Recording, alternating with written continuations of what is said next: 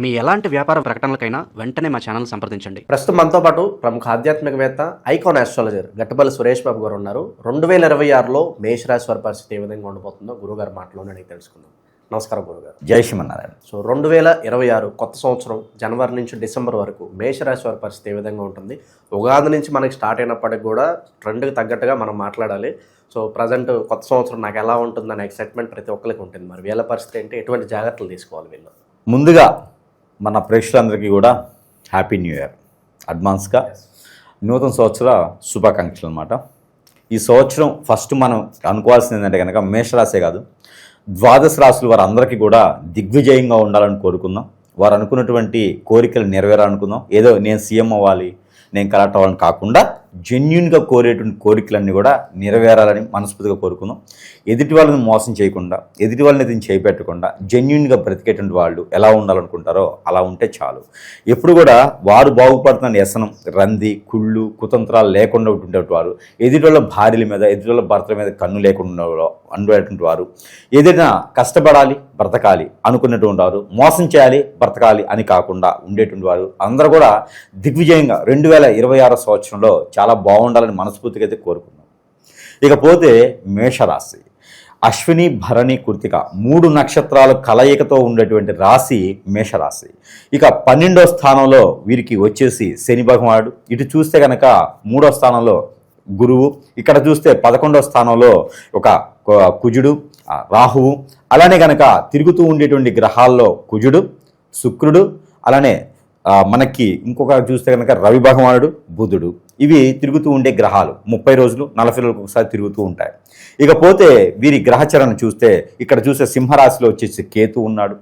ఈ రకమైన గ్రహస్థితి చూసినప్పుడు మేషరాశి వారికి ఏలినాటి శని మొదలు అవ్వబోతుంది. ఇక దీంట్లో మనం చూసినట్టు కనుక ఈ మేషరాశి ఉంది. ఈ మేషరాశి వారికి ఎలా ఉంటుంది పరిస్థితి అని కనుక అయితే కనుక మొదటి అధ్యయనం 4 అధ్యాయాల్లో మొదటి అధ్యాయం జనవరి, ఫిబ్రవరి, మార్చి, ఈ 3 మాసాలు కూడా ఫిబ్రవరి 19 వరకు సాగేటువంటి మోఢ్యమి ఒకటి కొనసాగుతూ ఉంటుంది. ఈ మోఢ్యమి ఉన్నంత వరకు కూడా వీరు ఏ పని అనుకున్నా కూడా ముందుకు వెళ్ళదు. అంటే ఫిబ్రవరి 19వ తారీఖు వరకు కూడా వీరు ఏ పని అనుకున్నా ముందుకు వెళ్ళకపోవటం, శివరాత్రి తర్వాత వీరికి కాలం కలిసి వస్తుందని చెప్పొచ్చు. ఇక శివరాత్రి అనేది కొండ గుర్తుగా వీరు పెట్టుకోవాలి, చదువు వచ్చినా రాకున్నా సరే. ఈ శివరాత్రి తర్వాతనే వీరికి పట్టిందల బంగారం అవుతుంది. కాబట్టి ఈ శివరాత్రికి ప్రత్యేకమైన రెమెడీ వీరికి మేషరాశి వారికి ఏంటంటే, ఎక్కడైనా శివాలయం ఉంది అంటే అక్కడ పోయి ఉదయాన్నే ఆ శివరాత్రి రోజైనా, ముందు రోజైనా, లేదా మాస శివరాత్రి రోజైనా సరే అభిషేక, అర్చన, యజ్ఞ, యాగ, హోమ, దప, చప ఫలితాలు ఉంటాయి. కాబట్టి దానం కూడా చేయొచ్చు. నవగ్రహాలకి శివాలయంలో అభిషేకం చేసుకుంటే వీరికి శివరాత్రితో శివ అంటూ పోయే చలితో పాటు శని భగవానికి అశుభ దృష్టి కూడా కలుగుతుంది. కాబట్టి ఇది ప్రతి ఒక్క మేషరాశి వారికి పనిచేస్తుంది. ఏజ్తో సంబంధం లేదు, స్త్రీ పురుషులు ఇద్దరు కూడా చేసుకోవచ్చు. ఇకపోతే కొత్తగా ఏదైనా వ్యాపారం మొదలు పెట్టాలన్నా, ఆర్థిక ఇబ్బందుల నుంచి బయటపడాలన్నా ఈ యొక్క జనవరి 1 వదిలిపెట్టేసి ఫిబ్రవరి, మార్చి ఈ 2 మాసాలు అయితే కనుక ఇచ్చినటువంటి డబ్బులు వస్తాయి. కొత్తగా వనరులు కూడా మొదలవుతాయి. వీరికి ఏదైనా కొత్త రకమైనటువంటి వ్యాపారాలు, కొత్త రకమైన వరవడి కూడా వీరికి చవి చూసుకోవడానికి ఆస్కారం ఉంటుంది. అయితే వీరికి నర్సరీ, ఇక ఎరువులు, ఇక దీనితో పాటు ఇక మొదటిగా మనం చూసుకున్నట్టయితే కనుక పంట పొలాలు పండించేటువంటి అంట్లు ఉంటాయి కదా, మనకి ఎరువులు అంటారు, అంట్లు అంటారు, గింజలు, ధాన్యము, మరికి మొక్కలేయడానికి కావాల్సినటువంటి యొక్క సీడ్ ఏదైతే విత్తనాలు ఉంటాయో అవన్నీ వ్యాపారం వీరికి అద్భుతంగా ఉంటుంది. పంట భూములకు సంబంధించినటువంటి వాటిలో చేసుకునేటువంటి వ్యాపారం వీరికి చాలా బాగుంటుంది. ఇక చేపల చెరువులు, రొయ్యల చెరువులు వేసుకునేటువంటి మెడిసిన్ అలాంటి వాటికి బాగుంటుంది. ఇక మొక్కలకు వేసేటువంటి బలం మందు కావచ్చు, అనేక రకాల మందులు ఉంటాయి, వీటికి కూడా చాలా బాగుంటుంది. అంటే పంట భూములు పండించేందుకు అనువుగా ఉండేటువంటి వాతావరణం వీరికి లభ్యపడుతూ ఉంది. అలాంటి పంట భూములు తీసుకోవడం కానీ, కౌలుకు వేయటం కానీ, కొన్ని రకాల పంటలు వేయటం కానీ, ఆకుకూరలు కానీ, మునగలు కానీ, సపోటా, దానిమ్మ ఇలాంటి పంటలకు కూడా వీరికి చాలా అనుకూలంగా ఉంది. కాబట్టి ఈ 3 మాసాలు కూడా ఇదే పని చేస్తూ ఉంటే అది జీవితంలో ఎదిగేదానికి కూడా తోడ్పడుతూ ఉంటుంది. ఇకపోతే ఏప్రిల్, మే, జూన్ ఈ 3 మాసాలు అయితే కనుక ఎవరైనా విదేశానికి వెళ్ళాలన్నా, ఏదైనా రంగంలో జాబ్ కోసం ప్రయత్నం చేసేవారైనా, హెచ్ఆర్ కానివ్వండి, మంచి జాబ్ కోసం ప్రయత్నం చేసేవారు ఈ జూన్ లోపు కనుక ప్రయత్నం చేస్తే ఖచ్చితంగా వారికి జాబు దిగొడుతుంది. ఆ జాబులో విదేశాలకు కూడా వెళ్ళొచ్చు. వీరు ఎక్స్పెక్ట్ చేయనటువంటి శాలరీస్ కూడా వస్తాయి. కానీ ప్రయత్నం చేయాలి. గురువుగారు చెప్తే కాదు, ప్రయత్నం చేస్తే మాత్రమే పని అవుతుంది. దాంతోపాటు వెలిగేషన్స్, రోడ్డు కాంట్రాక్ట్లు, అలానే సివిల్ ఇంజనీర్గా, బిల్డర్గా ఏదైనా ప్రయత్నం చేస్తే కూడా ఖచ్చితంగా నెరవేరుతుంది. ఇక సెలబ్రిటీలుగా ఎవరైనా ప్రయత్నం చేయాలనుకుంటే కనుక పర్టికులర్గా ఏప్రిల్ మాసంలో ప్రయత్నం చేయండి. మేషరాశి వారు అద్భుతమైనటువంటి ప్రతిఫలాలు కనిపిస్తాయి. మంచి అవకాశాలు, గుర్తింపు లభించేటువంటి అవకాశాలు కూడా వీరికి లభ్యపడుతూ ఉంటాయి. ఇక జూలై, ఆగస్ట్, సెప్టెంబర్ ఈ 3 మాసాలు అయితే కనుక వీరు ఏదైనా వ్యాపారం చేసుకోవడానికి అనుకూలంగా ఉంది. ఏదైనా వస్త్ర దుకాణం కానీ, గోల్డ్, సిల్వర్ లాంటివి కానీ, ఇనుము, ఇటుక, ఇసుక లాంటి వ్యాపారాలు ఏదైనా చేయాలనుకుంటే కనుక అద్భుతంగా ఉంది. ఇక కిరాణా షాప్స్, ఫ్యాన్సీ షాప్స్ ఇలాంటివి కూడా, సూపర్ మార్కెట్, మర్చెంట్ షాప్స్ ఇలాంటివి ఏదైనా నిర్మించుకోవడానికి కూడా చాలా అద్భుతంగా ఉంటుంది ఆ కాలం మొత్తం కూడా. ఎందుకంటే కనుక బుధుడు, శుక్రుడు, రవి 3 కూడా ఉచ్చంలో ఉంటారు ఆ టైంలో వీరికి. కాబట్టి వీరికి దిగ్విజయంగా దినదిన అభివృద్ధి అయ్యేలాగా దశాబ్ద కాలం వరకు వెనక్కి తిరిగి చూడకుండా ఉంటారు. ఈ 2020 సంవత్సరంలో వ్యాపారం మొదలు పెడితే జూన్, జూలై, ఆగస్టు మాసాల్లో కనుక. ఇకపోతే పార్ట్నర్షిప్ వ్యాపారాలు కానీ, మన విషయాలు ఎదుటి వాళ్ళు చెప్పడానికి కానీ పనికిరాదు. ఇక అక్టోబర్, నవంబర్, డిసెంబర్ ఈ 3 మాసాలు కనుక మనం ఆలోచించినట్టయితే కనుక ఈ 3 మాసాలు పెళ్లిళ్ళు కానివారు, ఒక్కసారి కూడా పెళ్లి కానివారు మేషరాశి వారు ఉంటే, 25 సంవత్సరాలు దాటిన వారు ఉంటే కనుక స్త్రీ పురుషులు ఇద్దరు కూడా పెళ్లి చేసుకునేందుకు చాలా అనుకూలంగా కనపడుతుంది. జీవితంలో ఎదగాలి, పొలిటీషియన్గా మారాలి, ఇక ఇల్లు కట్టాలి, వాకిలి ఉండాలి, దానికి ఇంకా ఏదైనా మరమ్మతులు చేసుకోవాలి, ఇల్లు వేరే మారాలనుకున్నా, జాబులో మారాలనుకున్నా, ప్రమోషన్స్ కావాలనుకున్నా కూడా ఈ 3 మాసాలు వీరు ప్రయత్నం చేసుకోవాలి. ఇక తీర్థయాత్రలు కానీ, విదేశీయానం కానీ, పర్యటన కానీ చేసుకునే దానికైతే చాలా అనుకూలంగా ఉంది గ్రహాలని కూడా చెప్పొచ్చు. శని భగవానుడు, గురువు, శుక్రుడు కూడా చాలా అనుకూలంగా ఉన్నారు ప్రయాణాలు చేయడానికి. ఇక ఆరోగ్య సమస్యలు కనుక వీరికంటే కనుక బ్లడ్కి సంబంధించినటువంటి, హార్ట్కి సంబంధించిన ప్రాబ్లమ్స్ కూడా ఈ 3 మాసాల్లోనే చవి చూడొచ్చు. కాబట్టి ఎక్కువగా స్ట్రెస్ అనేది తీసుకోకూడదు. రేడియేషన్ వల్ల వచ్చేటువంటి సమస్యలు కూడా ఏర్పడుతూ ఉన్నాయి. కాబట్టి వీరికి ఎక్కువగా ఫోన్ మాట్లాడడం కానీ, రేడియేషన్ సంబంధించిన జాబులు కానీ చేయకపోవడం చాలా మంచిది. ఇక వీరికి గవర్నమెంట్ జాబులు ప్రయత్నం చేసినట్టయితే కనుక ఆగస్టు, సెప్టెంబర్ మాసాల్లో ప్రయత్నం చేయొచ్చు. ఖచ్చితంగా గవర్నమెంట్, సెంట్రల్ గవర్నమెంట్ జాబ్స్ కూడా వీరికి అంటే ప్రిపేర్ అయి ఉంటే కనుక ఖచ్చితంగా వచ్చేటువంటి అవకాశాలు ఉన్నాయి. కాబట్టి ఇక్కడ ప్రయత్నం చేయొచ్చు. ఇక సంవత్సరం మొత్తంగా వీరు చూసుకున్నట్టయితే కనుక వ్యాపారాలు వృద్ధిలో ఉంటాయి, జాబులో వెసులుబాటు ఉంది, ఎదుటి వాళ్ళని ఎవరిని కదిలీయకూడదు, ఎఫైర్స్ లాంటివి పెట్టుకోకూడదు. ఇక భార్యాభర్తల పరిస్థితి గురుగారు, మెజారిటీగా మీకు 10 మంది ఫోన్ చేస్తే అందులో 7 గురుగారు మా భర్త లేదా భార్య మా మాట వినట్లేదు, ఎఫ్ఐఆర్లు పెట్టుకుని బయటికి వెళ్ళిపోతున్నారు, అసలు ఏం చేయాలో అర్థం కాని పరిస్థితి అనే వాళ్ళు మీరికే చేస్తున్నారు. ఏంటి రహస్యం ఏంటి? మిమ్మల్ని సంప్రదించడానికి వాళ్ళకి ఏం చెప్తున్నారు? ఓవరాల్గా మరి ఈ రాశి వాళ్ళకి వైవాహిక జీవితం పరిస్థితి ఏంటి 2020? ఇక్కడ ముఖ్యంగా చెప్పాలి అంటే వివి వినాయక్ ఉన్న డైరెక్టర్ గారు, అతను ఏంటంటే ఫైటింగ్లోనూ ఎక్కువ బాగా చూపిస్తారు, హీరోయిజం ఉంటుంది.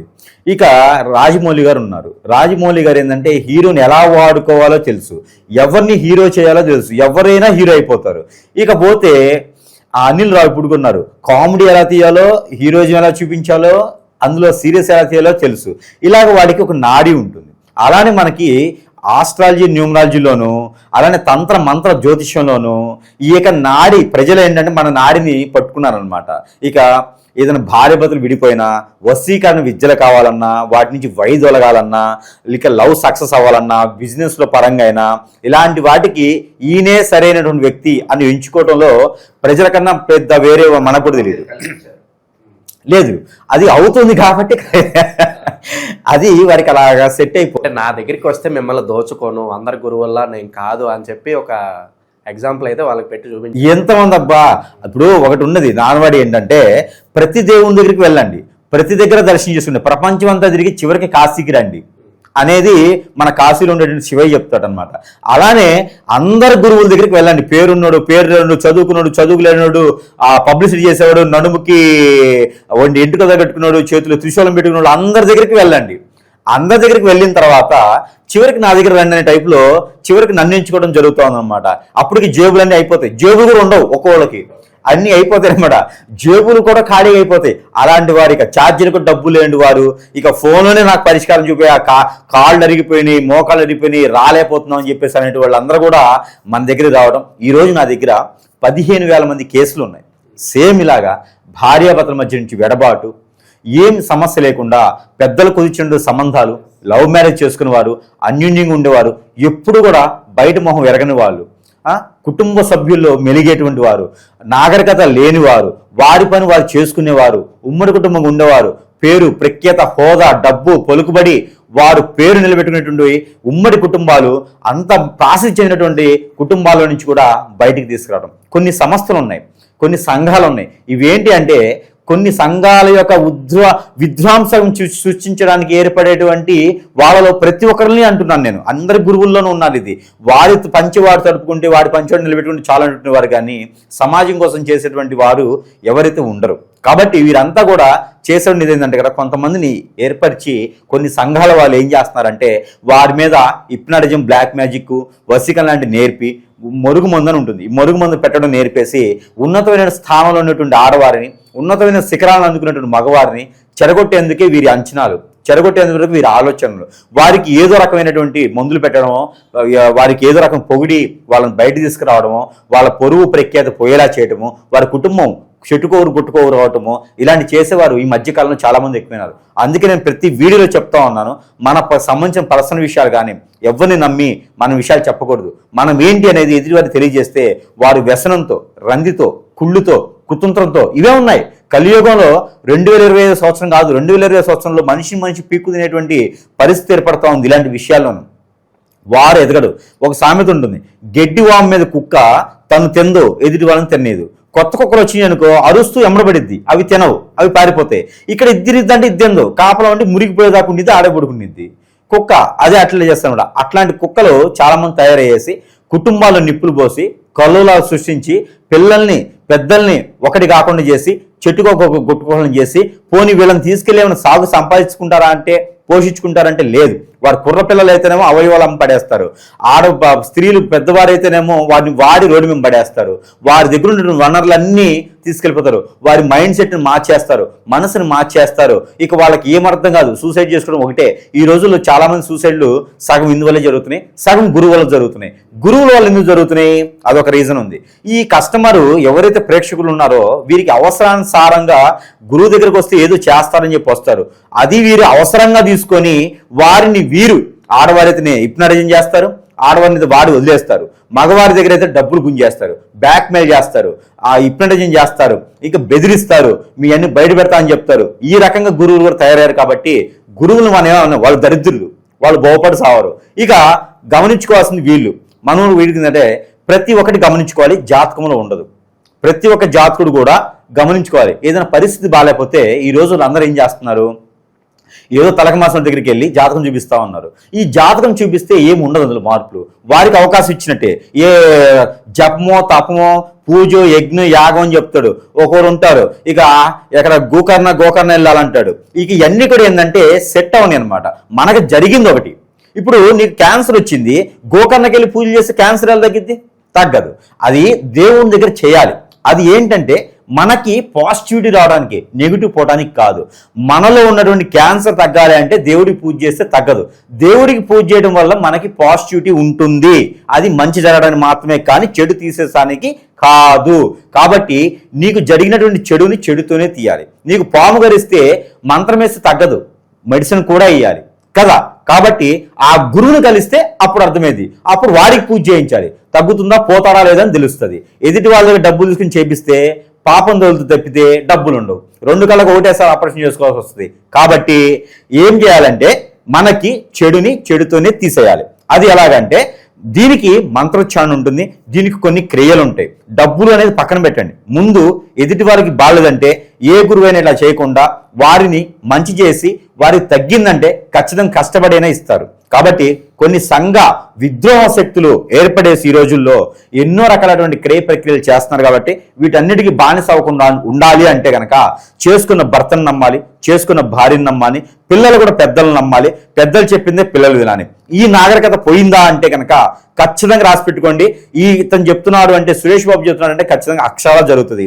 ఇవన్నీ కూడా ఎదుటి వాళ్ళకి మన చేతులు చిక్కుంటాం. మన జుట్టు ఎదుటి వాళ్ళ చేతులు చిక్కుందంటే కనుక కుటుంబమే కాదండి, ఎన్నో రకాల ఇబ్బందులు పడాల్సి వస్తుంది. కాబట్టి అవన్నీ కూడా ఉండాలంటే కనుక దయచేసి హాస్పిటల్కి వెళ్ళకూడదు, దయచేసి గురువు దగ్గరికి వెళ్ళేటువంటి పరిస్థితి ఏర్పడకూడదు ప్రతి ఒక్కరికి కూడా.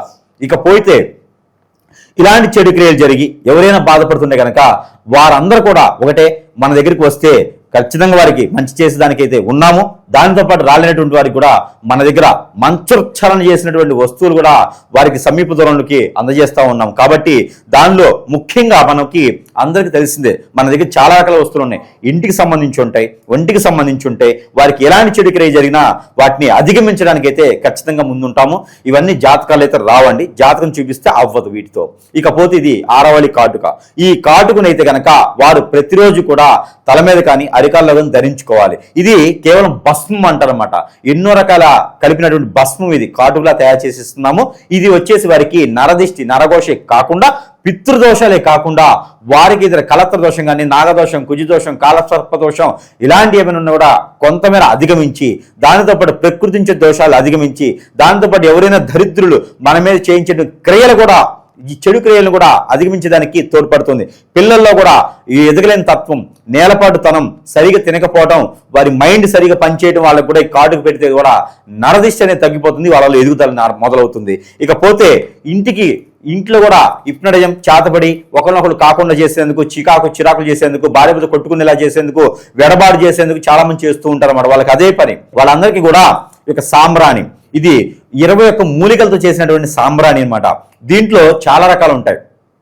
ఈ మూలికలతో చేసిన సాంబ్రాణి మనం ఇంట్లో సాయంత్రం సమయంలో ధూపం వేయడం ద్వారా ఏదైనా చెడు క్రియలున్నా మనలో ఉన్నా కూడా అవన్నీ కూడా ఇలా చిటికలు పటాపంచలేకపోతాయి. ఇక దీంతో పాటు సోపు, ఎవరైనా భర్త మీద కన్నేసి, ఎవరైనా భార్య మీద కన్నేసి, చెట్టుకోలు గుట్టకోలు చేసేసి వాళ్ళు బయటికి వెళ్ళిపోతే కనుక వాళ్ళు మాట వినేలాగా ఈ సోపు వాష్ను పెట్టుకొని కేవలం ఫేస్ వాష్ చేసుకున్నా చాలు, వాడు మళ్ళీ దగ్గర అవుతారు, మళ్ళీ యథాస్థానానికి వచ్చేస్తారు. ఇకపోతే ఈ ఒత్తి ఉంటుంది కదా, ఈ ఒత్తిలో అనేక రకాల యంత్రాలు ఉంటాయి.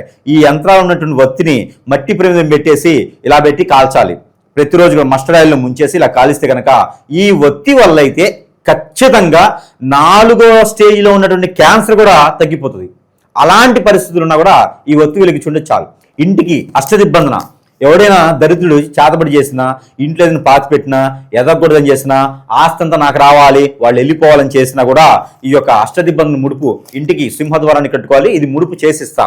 ఈ ముడుపు అష్టదిబ్బందన ముడుపు అనమాట. సింహద్వారాన్ని కట్టుకుంటే కనుక ఎలాంటి నెగిటివిటీ శక్తులు కూడా మన వైపు రాకుండా ఉంటాయి. ఎవడు ఎలాంటి ప్రయత్నం చేసినా మన దాకా రాకుండా ఉంటాయి. ఇలాంటి వాటితో కాకుండా దేవుని యొక్క ధ్యానం కూడా ఖచ్చితంగా కావాలి. దేవుడు చాలా ముఖ్యం. దేవుణ్ణి నమ్ముకోవడం ఈరోజు చాలా అవేర్నెస్ వచ్చింది. చాలా మంది ప్రజల్లోనూ దేవుణ్ణి నమ్ముతూ ఉన్నారు. ఈ మధ్యకాలంలోనే దేవుని దగ్గర యజ్ఞ యాగాలు, జపాలు, దానాలు చేస్తున్నారు. చాలా మంచి తరుణం ఇది, చాలా మంచి విషయం. మనిషిని నమ్మితే నాశనం అవుతాం, దేవుణ్ణి నమ్మితే బాగుపడతాం. రెండే గుర్తుపెట్టుకోవాలి జనాలు. ఇక పరిస్థితి బాగాలేదంటేనే హాస్పిటల్కి వెళ్ళాలి, పరిస్థితి బాగాలేదంటే మంచి గురువు దగ్గరికి వెళ్ళాలి. ఇక వీళ్ళందరినీ ఎవరిని నమ్ముకొని వెనకపోయేసి దండలేసి జెండాలు పట్టుకుంటే ఎవ్వరికీ ఏమి రాదు. కష్టపడితేనే ఫలితం వస్తుంది. ఇది ప్రతి ఒక్కరు గమనించుకోవాలి. 2020 సంవత్సరంలో అద్భుతమైనటువంటి ప్రతిఫలాలు కావాలంటే ఇవన్నీ పాటిస్తేనే అవుతుంది. లేదంటే కనుక పీక్కుతున్నటువంటి గ్రహాలు ఏర్పడతాయి. అవి ఏంటంటే మానవ గ్రహాలు. ఇవన్నీ కూడా గుర్తుపెట్టుకోవాలి. మేషరాశి వారు ఒక్కసారి కాదు, అన్ని రాశుల వారు గుర్తుపెట్టుకోవాల్సిందే. ఇక దీంతో పాటు దేవుని ధ్యానం, ఇక బఠానీలు, ఉలవలు, పెసలు, అలానే నల్ల మినుములు ఇవి ఉంటాయి. వీటితో మనకి ఏదైతే కావాలో, ఏదైతే అందుబాటులో ఉందో అది తీసుకోవాలి. తీసుకొని 1.5 కిలో మినిమం సుమారు ఉండాలి. వాటితో గుడాలు కానీ గుగ్గిళ్ళు కానీ వండాలి. వండేసి ఏదైనా ఒక ఐటెం చాలు. వారంలో ఒకటైనా, నెలలో ఒకటైనా వండాలి. ఏకాదశి రోజు అయితే ఇంకా మంచిది, ద్వాదశి రోజు అయితే ఇంకా శుభం. ఈ 2 రోజుల్లో పెట్టుకుంటే కనుక మంచిది. లేదా పౌర్ణమి రోజున వీటిలో ఏదైనా ఒక వస్తువ నెలలో ఒకటైనా పర్లా వండి ఇవి ఏదైనా విష్ణు ఆలయంలో నైవేద్యం పెట్టి అవి ప్రసాద రూపంగా పెట్టాలి. అమ్మవారి దగ్గర కుంకుమర్చన చేయించుకోవాలి. వీరెండితో పాటు దత్తాత్రేయ స్వామివారి మంత్ర పఠన చేసుకొని ఇంట్లో కనుక నీళ్లు చల్లుకున్నట్టయితే వీరికి అద్భుతం ఉంటుంది. ఇక నల్ల ఉప్పు ఇంట్లో ఏదైనా దేవుని మందిరం ఎదురుగా పెట్టాలి. ఆగ్నేయులోనే పెట్టవచ్చు, దేవుని మందు పక్కన. ఆగ్నేయులు అయినా సరే, ఆ కిచెన్లో అయినా సరే ఒక గాజు గ్లాసులో నల్ల ఉప్పు అని ఉంటుంది, బ్లాక్ సాల్ట్. ఈ బ్లాక్ సాల్ట్ గాజులో దాంట్లో పోసి దానిలో నీళ్లు పోసి పెట్టాలి. పెట్టినట్టయితే కనుక అష్టైశ్వర్య ప్రాప్తి కలుగుతుంది. కాబట్టి ఇవన్నీ కూడా మాసాంతరం కాదు, ఈ సంవత్సరాంతరం కూడా ఈ మొత్తం తెలిసినట్టయితే కనుక దశాబ్ద కాలానికి కూడా నిలబడేటువంటి ప్రత్యేకమైనటువంటి అన్ని రకాల వీరికి ఏర్పడుతూ ఉంటాయి. ఆ దేవుని యొక్క కృపా కటాక్షాలు వీరి మీద ఉంటాయి. వీరిలో ఉన్నటువంటి చెడు క్రియలన్నీ కూడా పోతాయి. మరొక విషయం, మేషరాశి వారికి ప్రత్యేకంగా విషయం ఏంటంటే కనుక మనకి ఏదైనా చెడు వ్యసనం ఉంది అంటే అది అమ్మాయి విషయమైనా, అబ్బాయి విషయమైనా, మందు దాటమైనా, సీరియల్ ఆడమైనా, ఏడిపించడమైనా, ఏదైనా సరే పందాలు పెట్టుకోవడం, పోటీకి వెళ్ళటం, పేకాట ఆడటం, బెట్టింగ్ వేయటం, ఇలాంటివి చెడు వ్యసనాల కింద లెక్క. ఇలాంటివి ఏమైనా ఉంటే ఒక్కటైనా మీరు మార్చుకున్నారంటే మీ జీవితం మారినట్టే. లేదంటే వాడిని వెలయచ్చు ఊరి నుంచి. అలా మార్చుకున్న వారు జీవితం మార్చుకుంటారు. కాబట్టి ప్రయత్నం చేసి చూడొచ్చు. మారాను అని ప్రయత్నం చేసుకుంటే తనకు తాను ఈ 300 రోజుల్లో సంపాదించుకుంటారు, నిలదొక్కుంటారు, పేరు ప్రఖ్యాత వస్తాయి. కావాలని మొదలుపెట్టి చూడాలి. ఇవి చేసుకుంటే కనుక ఖచ్చితంగా ఉన్నతమైనటువంటి శిఖరానికి అందుకునేలా ఉంటుంది. కాబట్టి ప్రయత్నం చేసి చూడండి. అన్ని రకాలుగా బాగుంటుంది. కాబట్టి జై శ్రీమన్నారాయణ.